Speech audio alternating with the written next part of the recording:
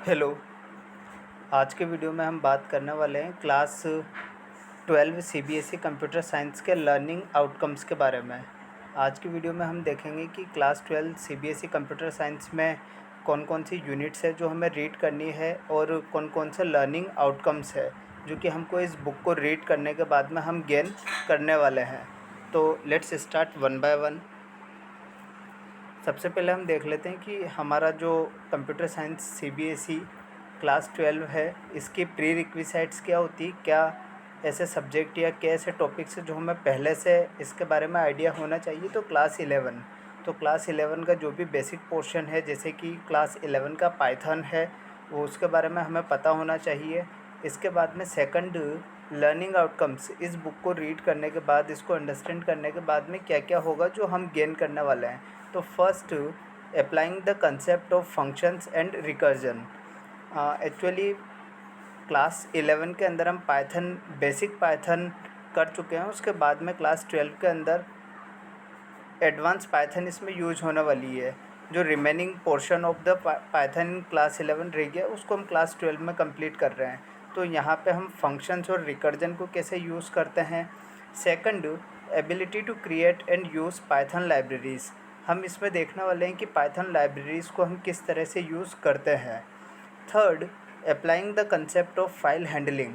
File handling क्या होती है, किस तरह से वर्क करती है और किस तरह से हम पाइथन प्रोग्रामिंग को यूज़ करके इसको अप्लाई कर सकते हैं।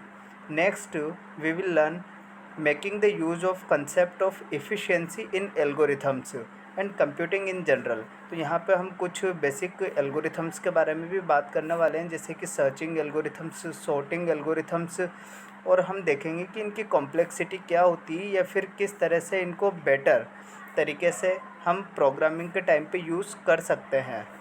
ठीक है। इसके बाद में हम देखेंगे ability to use basic data structures. जो बेसिक डाटा स्ट्रक्चर्स हम पाइथन के यूज़ कर सकते हैं, जैसे कि लिस्ट, टपल्स, डिक्शनरीज़, स्ट्रिंग्स, इसको हम किस तरह से यूज़ कर सकते हैं। इसके अलावा कुछ और डाटा स्ट्रक्चर्स हम यहाँ पे यूज़ करते हैं, स्टैक्स, क्यूज़। तो इनको हम किस तरह से इम्प्लीमेंट कर सकते हैं और यूज़ कर सकते हैं। ठीक है। इसके बाद में हम देखेंगे कि किस तरह से कंप्यूटर नेटवर्किंग का जो पोर्शन है वो भी क्लास 12 के अंदर हम कवर करने वाले हैं। तो इसके ऊपर भी पूरा एक यूनिट गिवन है। ओके। और इसके बाद में connectivity between Python and SQL. Python programming language हमने क्लास 11 और क्लास 12 के अंदर कंप्लीट किया, लेकिन उसको एसक्यूएल डाटाबेस के साथ हम किस तरह से कनेक्ट करते हैं और यूज़ करते हैं, ये भी हम क्लास 12 के अंदर देखने वाले हैं। तो ठीक है, ये तो हमारे प्री रिक्विसाइट्स और लर्निंग आउटकम्स हो गए क्लास 12 सीबीएसई कंप्यूटर साइंस के लिए। लेकिन इसके अलावा यहाँ पर हमें कुछ प्रैक्टिकल्स भी करने होते हैं और प्रैक्टिकल्स के साथ में प्रोजेक्ट भी हमें करना होता है। तो ठीक है, this is the basic scenario. अब हम देख लेते हैं कि कौन कौन से यूनिट्स है जो कि हम कवर करने वाले हैं। First unit, computational thinking and programming, second part, क्योंकि फर्स्ट पार्ट जो है वो हमने क्लास 11 के अंदर कंप्लीट कर लिया। कंप्यूटेशनल थिंकिंग एंड प्रोग्रामिंग के अंदर केवल हम पाइथन प्रोग्रामिंग और प्रोग्रामिंग के बेसिक कॉन्सेप्ट्स के बारे में बात करते हैं। सेकंड यूनिट है हमारी कंप्यूटर नेटवर्किंग के बारे में, एंड थर्ड यूनिट है डाटाबेस मैनेजमेंट के बारे में।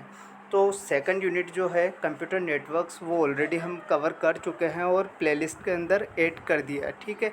और इसके अलावा अब हम करेंगे यहाँ पे कंप्यूटेशनल थिंकिंग एंड प्रोग्रामिंग, जो फर्स्ट यूनिट है, अभी हम उस पर वर्क कर रहे हैं। ठीक है। तो this is the syllabus, all the units that we are going to read in the class 12.